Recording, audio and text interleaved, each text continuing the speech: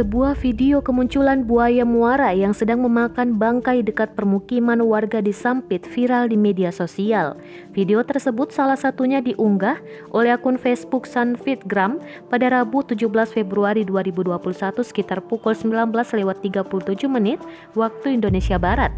Dari video tersebut terlihat buaya dengan panjang diperkirakan 4 meter itu sedang menghempas-hempaskan bangkai binatang kemudian memakannya.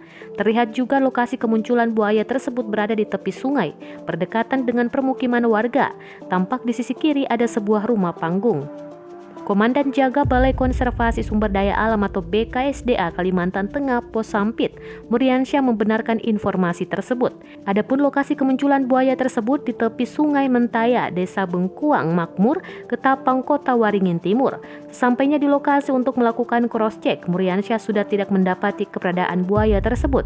Berdasarkan kesaksian warga sekitar, buaya itu memang sempat memakan bangkai biawak seperti yang terekam dalam video berdurasi 25 detik tadi. Dengan perilaku warga yang membuang bangkai ke sungai, Muriansyah mengkhawatirkan bahwa nantinya akan mengundang buaya untuk kembali mendekati permukiman.